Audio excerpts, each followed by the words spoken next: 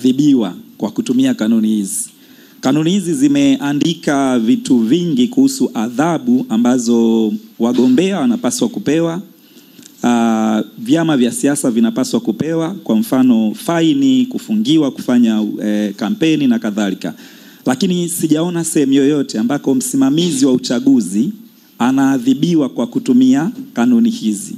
Isipokuwa tu ukisoma kwa mfano kanuni ya 510B inasema msimamizi wa uchaguzi akionekana amefanya makosa na mtu akakata rufaa, kipeleka kwenye rufaa itakachofanya ni kurekebisha kosa ambalo limeonekana, lakini hakuna adhabu yoyote kwa kuvuruga uchaguzi huu. Labda mimi sijaona vizuri, ama ipo adhabu au ndivyo ambavyo ipo, kwamba hakuna adhabu yoyote kwa msimamizi wa uchaguzi kwa mujibu wa kanuni hizi. Na ni kweli kwa mujibu wa kanuni, pale ambapo tume au msimamizi wa uchaguzi atakosea, adhabu au amri ambayo inaweza ikatolewa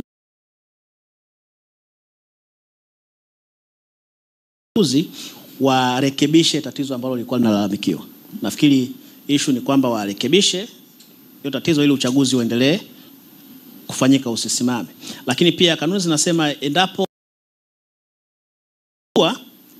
ya kurekebisha tatizo, upande ambao hujaridhika una haki ya kuwasilisha mashauri ya uchaguzi mahakamani kwa mujibu wa sheria ya uchaguzi wa rais, wa bunge na madiwani namba 1 ya 2024. Sasa kama yes, nilikuwa nasema kama ndivyo ilivyo kwamba hakuna adhabu yoyote kwa wasimamizi wa uchaguzi, manake wanaweza pasipo kuhofia chochote, kwa sababu hakuna adhabu, isipokuwa tu ukikata rufaa kosa walofanya chini litarekebishwa kwenye rufaa. Uone kama kanuni hizi zimewapa uhuru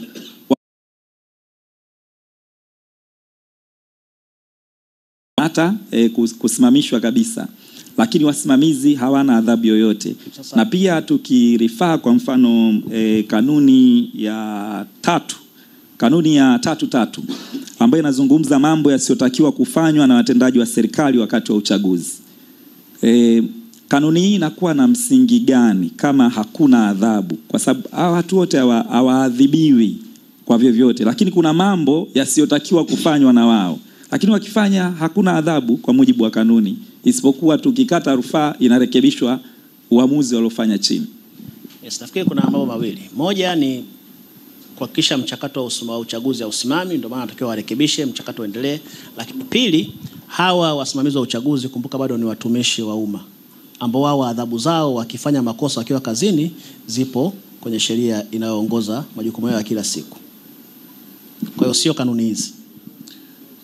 Sijui kama nitakuongelea Charles, lakini kama nimeelewa ni kwamba anaweza kaja kupewa adhabu, lakini kuna haki ya msingi ya mtu kwa alishaikandamiza na haipati tena.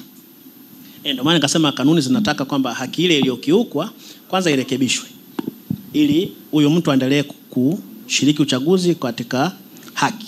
Lakini kama mtu anaona hajaridhika na kile kilichoamliwa, anaweza kwenda mahakamani ili mahakama itoe tafsiri, hapa kuna kosa, kifanyike 1 2 3. Okay, asante sana wakili Samsa Sali. Uko tayari? Asante wakili, asante Baba Hassan. Nilikuwa na maswali matatu Abelifilisi moja Bwana Chazi kuhusiana kama tatizo lenyewe ni mtu hawezi kubadilishwa au kufanya. Kwa hiyo nadhani katika maelezo yako umenifafanua, lakini bado tumestack kwa hiyo mtu. Swali la pili nataka kwenda nalo ambalo pia aliligusa Lambert, amegusa Chazi, Bundala amegusa na watu wengine kwenye ile kanuni ya 3 mambo yasiyoruhusiwa kwa viongozi, mfano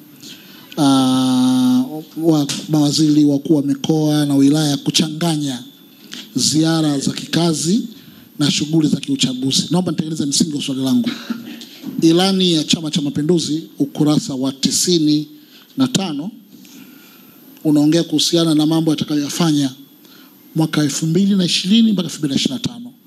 Mojawapo likiwa ni katika ujenzi wa viwanja vya ndege, itafanya upanuzi na ukarabati wa viwanja vya ndege Kigoma, Shinyanga, Sumbawanga, Tabora, Mwanza na Songwe.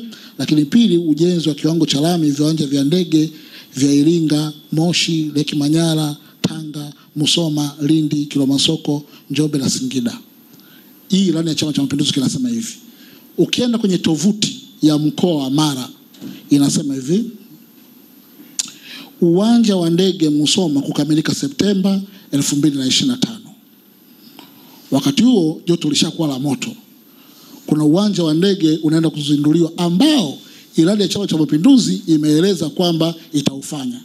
Wakati huo mkuu wa mkoa, waziri, watu wanaohusika hawaruhusiwi kuchanganya mambo ya kampeni na mambo yao ya kikazi cha kawaida. Hapa kwenye uzinduzi watakwenda na kijani peke yake, ama serikali itakuwa inakwenda kwa ajili ya kufanya uzinduzi wa uwanja huo. Hilo la kwanza.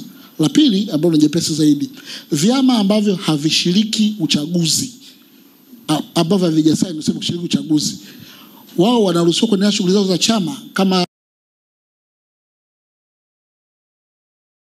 zao za kujenga chama, yani kuendelea na shughuli sio za uchaguzi lakini za ujenzi wa chama kwa ndugu wa Tanzania.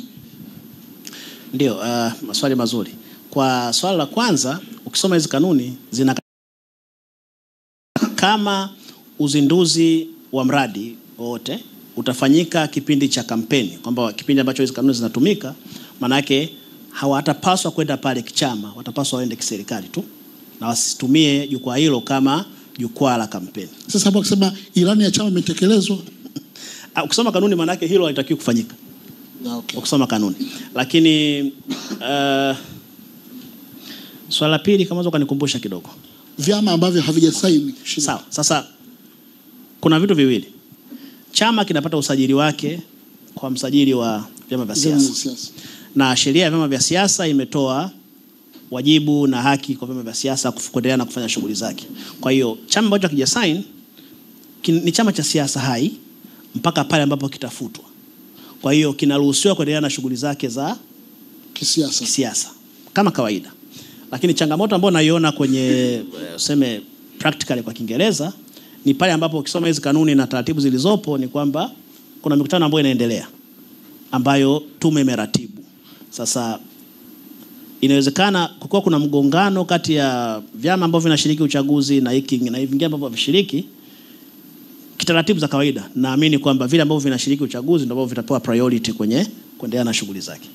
Lakini chama ambacho hakishiriki uchaguzi hakikatazwi kuendelea na shughuli zake za siasa. Okay, asante sana Bwana Luigiso, wakili wetu hapa. Ningependa tena kutoa shukrani kwa media partners wa Cafe Talk ambao ni pamoja na Millard Ayo, Clouds TV, Crown TV, TV Imani, Manara TV pamoja na Mjini FM. Tupo live kwenye zote hizi. Sasa tunamaliza saa 7:30. Kwa hiyo kwa sababu kila mmoja wenu ameweza kusikika, naomba sasa nitoe nafasi ya upendeleo kwa kila mmoja wenu kuweza kuuliza swali moja la mwisho. Lambert, utakuwa wa mwisho. Umeuliza maswali mengi sana. Naanza na Irene. Sawa, mimi nilikuwa nataka nizungumze pale alipotoka kuzungumza mwenzangu Samsa Sali. Kanuni za maadili ya uchaguzi zimetamka nini kwa kuonyesha nafasi ya TAMISEMI, kwa sababu wakuu wa mikoa katika nafasi zao za wenye viti wa kamati za ulinzi, wao maadili yanawaambia wafanye nini, kwa sababu kumbuka wote hao wanatokana na chama tawala. Hilo ni la kwanza. Lakini lingine, wewe ni wakili, hii ni kwako wewe kama mwanasheria. Unaposema kwamba wangepaswa kusaini ndo kukataa, lakini mnapokuwa mahakamani mtasema kama sio kweli kwa nini ulisign? Auoni kama huo ulikuwa mtego? Na je, haudhani sasa tufike mahali kama kweli tunataka kwenda huru, wazi na haki, kanuni, maadili na katiba vikaenda pamoja? Kwa sababu ukizungumza kuna mkanganyiko. Kuna hili kikatiba linasema hivi, lakini huyu anatoa maamuzi kwa sababu ya kanuni zilizowekwa ni rasmi. Huyu anasema hivi na vile. Kwa utashi wako binafsi tu, ili mambo yaende sawa na kusiwe na hizi kelele. Asante. Kwa swali la kwanza, kanuni zinasema wazi kwamba mawaziri, wakuu wa mikoa na wakuu wa wilaya hawapaswi kutumia vyombo au watendaji wa serikali katika shughuli za uchaguzi kwa manufaa yao. Kwa hiyo kanuni inakataza kwamba hawatakiwi watumie vyombo vya serikali, lakini pia na watendaji wa serikali kwa manufaa yao ya kisiasa. Lakini la pili, niseme kwamba sikusema kwamba walipaswa wasign. Nilisema kwamba sheria inasema usiposign hautashiriki uchaguzi. na kanuni hizi zinaanza kutumika siku moja baada ya uteuzi wa wagombea. Kwa hiyo assumption kwa Kiingereza ya kwanza ni kwamba kama hujasign, wagombea wako hawatateuliwa na tume, kwa hiyo hawatashiriki uchaguzi. Lakini na hao wengine wanasema kwamba kanuni hizi zilipaswa zisainiwe wakati wote wana sign kabla hazijatangazwa kwenye gazeti la serikali. Kwa kama hujasign, maana yake haushiriki uchaguzi na pia hauwezi kusign. Sasa kama nilivyosema, kwa kuwa kuna mkanganyiko wa pande mbili kati ya msimamizi wa sheria na mdau wa uchaguzi, chombo ambacho kinapaswa kitupe tafsiri sahihi ni mahakama. Kama huyu mdau ataenda mahakamani kusema hizi kanuni labda hazina tafsiri sawa au hiki kilichofanyika si sawa, lakini kinyume na hapo, maana yake tutachukulia hizi kanuni zilivyo na msimamo wa tume kama ndio msimamo sahihi. Okay, asante sana Frederick Bundala, alafu Charles. Asante. Swali langu la mwisho ni kuhusiana na adhabu. Tumeona wagombea tume adhabu zimewekwa hapa, na adhabu kubwa naona faini ni mwisho ni kama 1.5 milioni hivi. Sasa nataka nijue, kwa sababu serikali pia ina wajibu kwa mujibu wa hizi kanuni, pale ambapo serikali kupitia vyombo vyake kama polisi ama vyombo vingine vikikiuka baadhi ya kanuni zake, nani ambaye atawaadhibu? Maana serikali ijiadhibu yenyewe, hapo ikoje? Kanuni zinataka serikali ikiwa imekiuka hizi kanuni, kamati inaweza ikatoa tuseme amri kwa serikali kurekebisha hilo jambo ambalo lilifanyika, na kama lisiporekebishwa, huyu mdau ana haki ya kwenda mahakamani. Lakini kwenye hizi kesi za uchaguzi unaangalia, je, hili jambo lililofanyika lina athiri matokeo ya uchaguzi au mchakato ule wa uchaguzi? Kwa hiyo kama linaathiri, unaona litaathiri mchakato wa uchaguzi na pia ultimately litaathiri yale matokeo ya uchaguzi, ni vyema kwa huyu mgombea au chama kwenda mahakamani kuzuia hicho kitendo. Asante. Ukisoma kanuni ya 4.1i ambayo inaeleza kwamba tume inatakiwa kuendesha uchaguzi kwa uwazi na uadilifu. Hiyo kanuni inaeleza kuhusu kuendesha uchaguzi kwa uwazi na uadilifu. Lakini ukipitia vifungu vingine vya kanuni kama 2.3.2c ambayo inapiga marufuku kabisa mtu kuingia na smartphone, kuingia na kamera au kifaa chochote cha mawasiliano. Na ukienda kwenye sheria yenyewe ya uchaguzi wa ubunge, diwani na uraisi, inapiga marufuku hata waandishi wa habari kuingia kwenye kituo cha kuhesabia kura. Sasa msingi wa swali langu ni kwamba, je, hii kanuni ya 4.1a inahusu kuendesha uchaguzi kwa uwazi na uadilifu inakuwa na maana yoyote kama pamepigwa marufuku kuingia na kifaa kama simu kitakachoonyesha huo uwazi? Kwa mfano ukipiga picha au kurekodi video, nchi zingine zimeruhusu nyingi kuingia na hivyo vifaa ili kutengeneza uwazi. Sasa hapa kanuni yetu hii inataka uchaguzi uendeshe kwa uwazi na uadilifu, lakini inapiga marufuku wakala au mtu yoyote kuingia na kifaa cha kurekodia ambacho kingesaidia kuweka uwazi. Lakini sheria yenyewe inapiga marufuku hata wanahabari kuingia sehemu ya kuhesabia kura. Hauoni kama kuna mkanganyiko wewe kama mwanasheria? Ni kweli. Kwa upande mmoja kuna mkanganyiko kwamba uwazi unaishia wapi. Nadhani kanuni zilivyoandikwa, sikuwa sema watu wanaoandika, lakini naamini kwamba wao walifikiria kwamba taarifa rasmi ni zile zitakuwa kutoka kwenye tume, lakini pamoja na mawakala ambao watakuwepo wakati wa kuhesabia zile kura, kwamba wao ndo watashuhudia, watasign form, na hiyo itakuwa ndo taarifa sahihi. Nafikiri kuzuia wao, labda kuzuia watu wengine na taasisi nyingine labda kutoa matokeo na process ambayo tume na wale mawakala na vyama hawajatoa. Nafikiri hiyo ndio ilikuwa upande mmoja. Lakini kwa upande mwingine mtu anaweza akasema ni kweli kwamba kwa labda kwa tuseme kwa kipindi hiki na usasa huu ni muhimu hizo electronic gadgets ziruhusiwe kuingia kwenye chumba cha kuhesabia kura. Sasa yes. Okay, lakini kama nilivyosema ni kwamba hizi ni kanuni ambazo wadau walisign. Kwa naamini kwamba wadau walivyokuwa na sign walipitia wakasema hiki tunaona kiko sawa. Kwa kuongezea hapo kwenye uwazi na uadilifu. Yeah. Kumekuwa na matukio, kwa mfano siku ya uchaguzi kuna kura zinaonekana watu wanazo mtaani wakati zoezi linaendelea. Polisi wako na labda baadhi ya wafuasi wa chama wanasema tumekamata kura feki na polisi wanazo hizi kura. Panapotokea kura ziko mtaani ambazo zilipaswa kuwa ndani ya kituo cha kupigia kura na kimsingi hata zikimaliza kupigwa hazitakiwi kuwa mtaani. Hapa kwenye uwazi na uadilifu, ni nani ambaye anakuwa amekiuka haya maadili ya uchaguzi? Kura zinapokuwa zinaonekana mitaani wakati zilipaswa kuwa ndani ya kituo, nani anakuwa amekiuka maadili? Nafasi sheria nadhani hatuwezi kusema nani amekiuka, kwa sababu moja, lazima tujue nani aliyetoa hizo kura huko mtaani.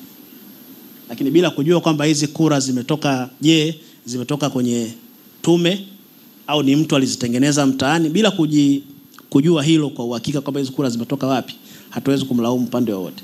Hatuwezi kusema ni tume kwa sababu hatujui ni tume ndio iliyotoa hizo kura au ni mtu mwingine. Asante sana. Mimi swali langu la kumalizia kwenye session yetu ya leo ni kwako kama wakili ambaye jembe lako siku zote unatumia sheria. Nadhani unafahamu vyema kwamba mchakato wa kutunga sheria ni mmoja ambao mara nyingi una process yake ikiwemo kuhusisha wadau, lakini mchakato wa kutathmini ufanisi wa sheria ni mwingine. Na ndio maana hata baada ya sheria kutungwa na kuanza kufanya kazi, bado tuna room ya kufanya amendment ya sheria, yani marekebisho ya sheria ya mara kwa mara. Kwa faida ya Watanzania, nilitaka ufafanue nafasi ya tume kufanya marekebisho kama kuna mazingira ambayo watu ama Watanzania ama wadau wanaamini hata baada ya kwamba zimesainiwa kama kanuni na zinafanya kazi ziweze kurekebishwa pale ambapo wanafikiri inatakiwa kuwa hivyo, ikoje? Nitaka kwanza tupate hayo majibu ya hiyo nafasi ikoje. Hilo ni la kwanza. Lakini la pili, katika msingi huo wa kwamba sheria ama kanuni wa zikianza kufanya kazi, kuna hiyo nafasi ya kufanya marekebisho, kwa sababu manake tunapokwenda kwenye practice tunaanza kupima ufanisi na ndipo ambapo gaps huwa zinaanza kuonekana. Swali langu jingine ilikuwa ni kwamba kwa uzoefu hizi kanuni za namna hii zimekuwepo kwenye chaguzi zilizopita ama hii ni mara ya kwanza? B, hizi kanuni kwa nini zinakuwa completely new? Hakuna mazingira ambayo tunaweza kuwa na kanuni za chaguzi kwa ujumla ili tupe nafasi ya kupima ufanisi wake kupitia hata kwenye chaguzi ndogo ndogo ambazo huwa zinafanyika, kwa sababu naamini kwamba msingi mkuu wa uchaguzi kwa maana ya practice na principles zile main azibadiliki, ili kusiwe na mazingira ya kama vile kanuni zinatungwa kwa zimamoto, hivyo tunakuwa labda hatuna nafasi nzuri ya kutathmini ufanisi wake na kufanya maboresho. Karibu. Ndio. Asante. Cha kwanza, sheria yote ikitungwa inaweza ikabadilishwa au kufutwa muda wote. Kwa hiyo kanuni ambazo zimetolewa na tume baada ya kushauriana na wadau, sheria haijakataza kanuni hizo kubadilishwa. Kwa hiyo naamini kwamba kama wakiamua wadau wote, serikali, tume na vyama vya siasa, waseme tunataka turekebishe kitu hiki na hiki na hiki, mamlaka hayo na nguvu hiyo wanayo na wanaweza wakafanya. Na hilo la kwanza. Lakini la pili, hizi kanuni ukisoma zimefuta maadili ya uchaguzi wa rais, wa bunge na madiwani za mwaka 2020. Kwa hiyo kwenye ule uchaguzi zilikuwepo. Na maadili haya huwa ni vyama vya siasa pamoja na wadau wengine ikiwemo tume wana saini kukubaliana kwamba kwenye uchaguzi huu tunaongozwa na misingi hii ili kufanya uchaguzi wetu uwe huru, wa haki na wa amani. Lakini kuhusu kwamba kuwe na maadili ya kudumu, kama nilikuelewa vizuri, tufahamu kwamba licha ya kwamba tuna sheria ya uchaguzi namba 1 ya mwaka 2024, lakini pia zipo kanuni za uchaguzi ambazo hizo zimeelezea kwa undani sasa ule mchakato wa uchaguzi unapaswa kuwa. Hizi kanuni za maadili ambazo tumejadili leo zinahusu tu maadili ya namna hawa wadau wa uchaguzi watashiriki kwenye uchaguzi na kufanya uchaguzi uwe wa huru, haki na amani. Kwa kanuni zipo. Asante sana wakili Bwana Luigiso. Huyu si za huyu. Unajua zimebaki dakika 8. Mwisho kabisa kwa sekunde 30. Alafu labda umuombe Lambert muda wake. Sekunde 30. Hana shida ndugu yangu. Kama kidogo tu wakili. Kama kuna nafasi ya kufanya marekebisho, kwa sababu hatujui uko mbele wadau tunakwendaje. Nini kinatakiwa kutokea? Wanatakiwa watu wote waimbe wimbo mmoja kwa wakati mmoja kwa sauti moja, au inatosha tu kwa mdau mmoja kusema sijaridhika na marekebisho yakafanyika? What is the requirement? Hiyo ndio specifically nilikuwa naitaka. Na kwa nini nakuuliza swali hilo? Ni kwa sababu manake hapa tulipo already tumeshaona kwa mfano chama cha Chadema kama mdau ameshasema akusaini kwa sababu aridhiki. ACT Wazalendo wanasema tumesaini ila tunakwenda mahakamani. Kwa hiyo ni nini kinatakiwa kutokea? Je, ni idadi fulani ya vyama ama ni I don't know. Yani utusaidie kuelewa nini kinatakiwa kutokea, kwa sababu iko bayana kwamba kuna wadau ambao hawaridhiki na kanuni zilizopo.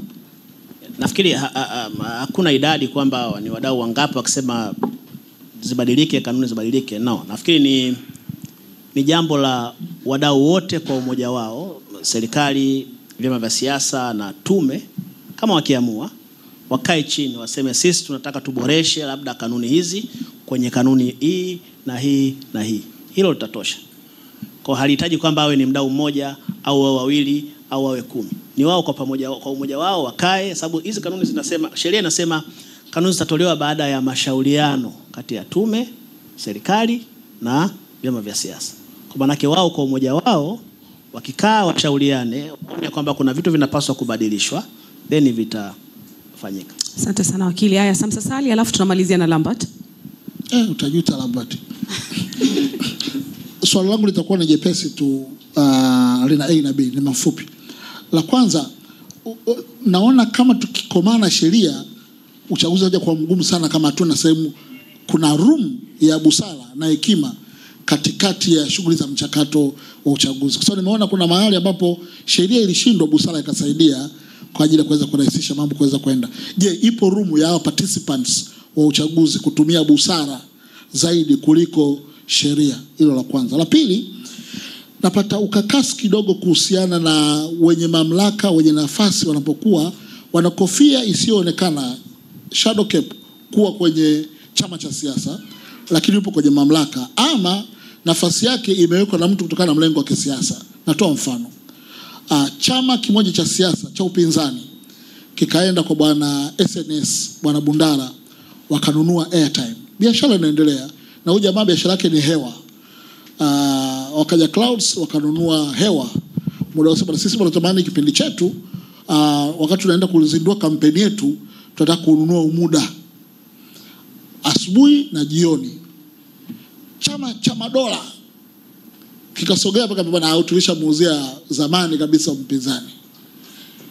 Huyu jamaa na mashaka kama akipigiwa simu 2 asimuite bwana Bundara kwamba anapendelea chama fulani. Uwiano unapimwa wapi kwa mtu? Fairness tunasema kwa maana kwamba katika ule utashi unaposambaza habari za chama fulani basi zifanana za vyama vingine. Sio vyombo vya kitaifa tu, hata hivi vingine. Kwa maana kama umepeleka habari dakika 5 basi vyama vingine dakika 5. Inaingia wapi inapotukia mtu amenunua? Ula fairness kakupa, lakini mwingine kaununua kibiashara. Hapo sasa mwenye mamlaka kama hawezi kuintervene, maana akimpigia simu na Bundara akamnyang'anya leseni kwa sababu ameonekana anawapa airtime wapinzani zaidi kuliko watu wengine. Je, si kwa maana kwamba wenye mamlaka kaendelea kuwepo inakuwa bado ni changamoto? Imekuwa ni ngumu sana kupata mawazo yako binafsi kwenye hili jambo la leo. Kila saa unatupeleka kwenye sheria ambako tunaona tunakwama.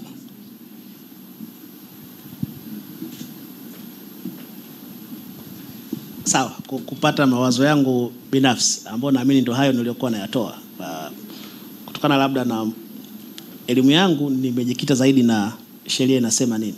Lakini niseme busara na hekima kutumika kuongea, nadhani kisiasa kama nilivyosema mwanzoni haikatazwi kuongea. Nadhani wanaweza. Sasa swala la busara ni utashi wa wahusika wenyewe kwamba je, wako tayari kukutana na kujadili. Hilo kukutana na kujadili halijakatazwa kokote, linaweza likafanyika kama nilivyosema. Na naamini katika dunia yote ambayo iko imestarabika, swala la kuongea na kutumia busara ni muhimu sana. Lakini busara pale labda tuseme inapokosekana au isipofanyika, ndo sheria sasa lazima ichukue mkondo wake. Lakini uwezo ukasema kwamba tusitishe sheria, tutumie busara. Mnajadili kama mna busara, mkikubaliana, mnakaa chini, mnarekebisha vile vitu ambavyo mnaona mnataka virekebishe. Lakini msiporekebisha, maana yake sheria zile zitatumika kama zilivyo. Lakini ili la pili la vyombo vya habari, kanuni zimezungumza sana vyombo vya habari vya umma.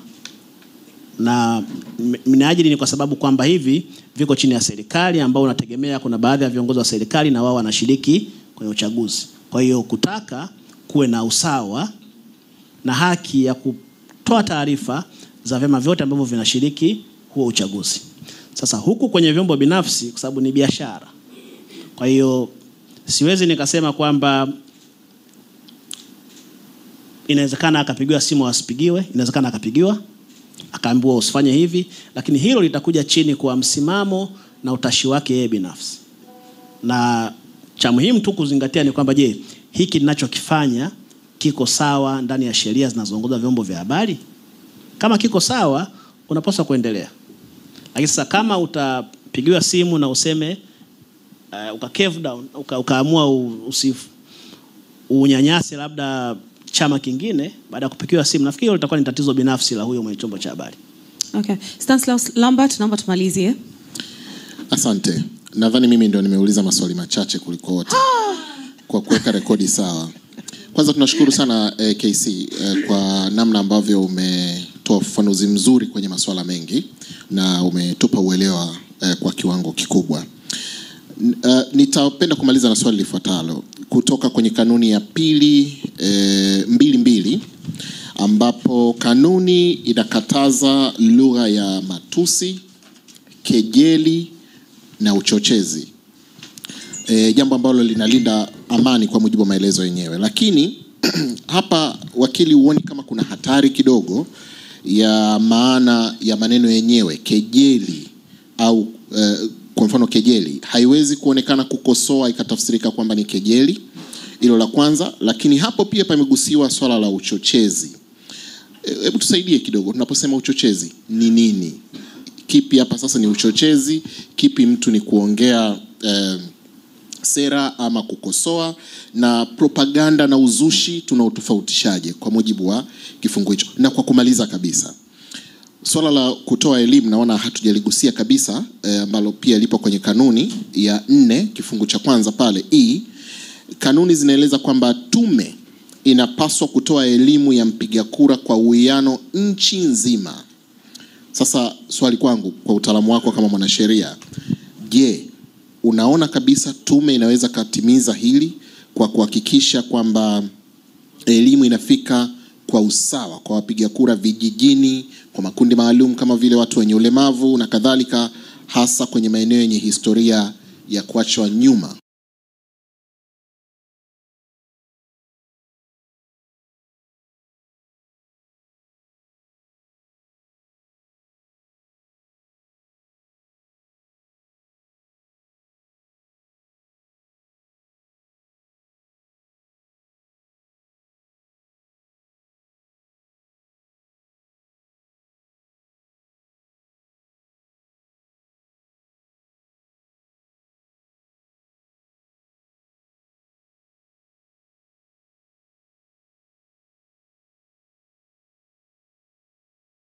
Mtu, lakini 3 hazina ukweli wowote na hazina uthibitisho.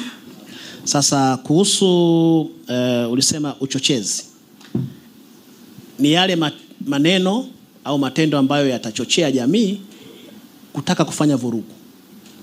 Sasa tafsiri ni ipi? Inawezekana kwa chama cha siasa cha upinzani kikasema maneno haya tuliyoongea sisi hayaleti uchochezi. Sasa ikiwa chama hiki kitapelekwa kwenye kamati, katika zile kamati mojawapo, na kamati iseme kwamba haya maneno sinaona ni uchochezi, mnazuiwa kufanya kampeni au kwa kipindi hiki au mtoe fine. Kwa maoni yangu, sehemu sahihi ambayo inapaswa mdau huyu wa uchaguzi aliyeambiwa kwamba maneno yake ni uchochezi wakati anaona sio, ni kwenda mahakamani ambako mahakama ndio inatoa tafsiri. Na pia zipo kesi nyingi ambazo unaona mtu alishtakiwa kwa uchochezi, akienda mahakamani, mahakama inasema huu tunaona sisi sio uchochezi. Sasa pia kwenye issue ya uchochezi lazima pia uthibitishe kwamba kuna watu ambao walichochewa kutokana na yale maneno. Sasa ukishindwa kusema watu walichochewa na haya maneno, hakutakuwa na uchochezi. Na ila pili la kutoa elimu, nafikiri tume ina watendaji ambao hao ndo wanapaswa kutoa elimu, lakini sidhani kama inakatazwa kutumia wadau wengine kwa ajili ya kueneza hiyo elimu ifike kote. Maajabu. Umemaliza kabisa. Shukran sana kwa wadau wote ambao tumeweza kushiriki leo kwenye Cafe Talk. Na Bundala, una uhakika au una ya mwisho kabisa kabla hajapitia kanuni tena? Uko vizuri? Umeridhika? Sam? Caesar? Charles? Fresh. Alamba tu school tena. Irene? Okay, nashukuru sana. Asanteni sana wote ambao tumeweza kuwepo hapa na kushiriki kwenye Cafe Talk ya leo. Lakini bwana Luigiso, nilikuwa naomba kwa yule ambaye hakusikia pale mwanzoni zile kanuni, kama tunaweza tukagusia kidogo tu wakati ambapo tunaaga. If you don't mind. Sawa. Kama nilivyosema, hizi kanuni zimetangazwa mwezi wa 4 mwaka 2025 na lengo lake mahususi ni kutaja misingi ambayo inapaswa kufuatwa na wadau wa uchaguzi kwa ajili ya kuhakikisha uchaguzi unakuwa wa amani, huru na haki. Na wadau hao ambao wanapaswa kufuata hizi kanuni ni vyama vya siasa, tume huru ya uchaguzi, serikali pamoja pia na wagombea. Kama nilivyosema kwamba wanaosaini hizi kanuni wanapaswa kuwa vyama vya siasa, serikali pamoja na tume huru ya uchaguzi. Wagombea watapaswa kujaza form namba 10 kabla ya kurejesha form, ili wanapoteuliwa ionekane katika form ambazo walijaza ni form namba 10, watathibitisha kwamba watafuata haya maadili. Na haya maadili yameeleza mambo ambayo yanapaswa kufanywa na wadau wote. Moja, vyama vya siasa vinapaswa kufanya nini na vinakatazwa kufanya nini, nimesema. Lakini pili, serikali wanachopaswa kufanya, kwa mfano kuondoa upendeleo au kutumia mamlaka kwa ajili ya kujinufaisha wakati wa kampeni, na kuhakikisha vyombo vya habari vya serikali vinatoa usawa wakati wa kampeni. Lakini pia kuna makatazo ambayo serikali imepaswa isifanye. Na tatu, kuna wajibu pamoja na makatazo kwa tume. Dhumuni kuhakikisha kwamba uchaguzi unakuwa huru, haki na wa amani. Na utaona kabisa kwamba tume inapaswa iratibu ratiba vizuri, itoe ratiba kwa wakati, ikutane na wadau kujadiliana nao kama kuna mgogoro, lakini pia wale wasimamizi wa uchaguzi na wasimamizi wasaidizi wawepo kwenye vituo vya kupiga kura muda wote na ofisini wakati wa kurejesha form, na pia watambue kwamba wale mawakala wana haki ya kupeleka malalamiko. Lakini licha ya zaidi ya kutoa huo wajibu, kanuni pia zimetoa nafasi ya kupeleka malalamiko na ili kufuatilia utekelezaji. Kama katika hao wadau mmojawapo anaona kwamba kanuni hazijafuatwa kutokana na ngazi husika ya uchaguzi, kuna kamati ya kwenda ngazi ya kamati ya kata, kamati ya jimbo, kamati ya kitaifa pamoja na kamati ya rufaa.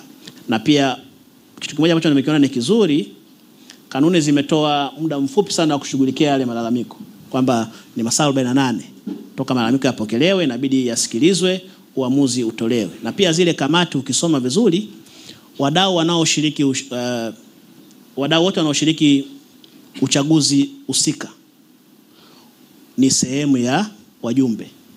Kunaona pale kuna wajumbe wa siasa, kwa mfano kama ni uchaguzi wa rais, ile kamati ya kitaifa, mojawapo wa wajumbe ni wale wawakilishi wa kila chama ambacho kinashiriki uchaguzi wa rais.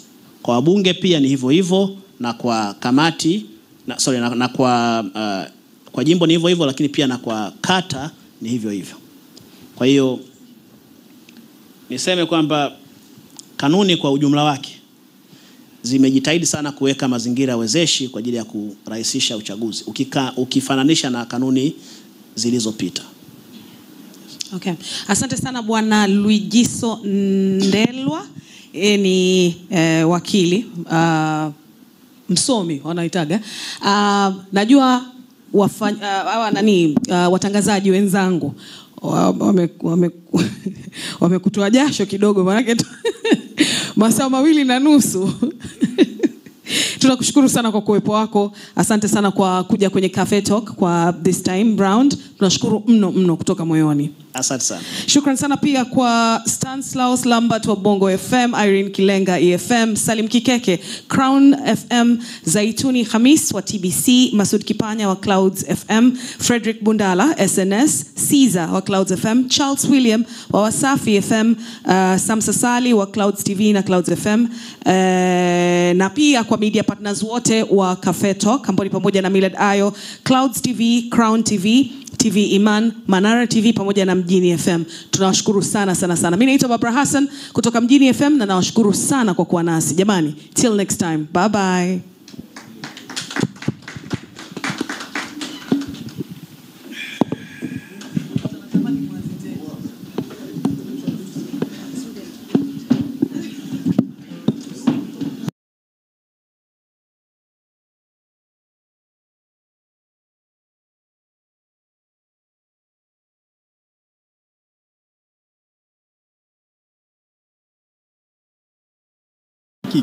Hizi hasa hizi online haukuitwa, naomba unicheki mimi.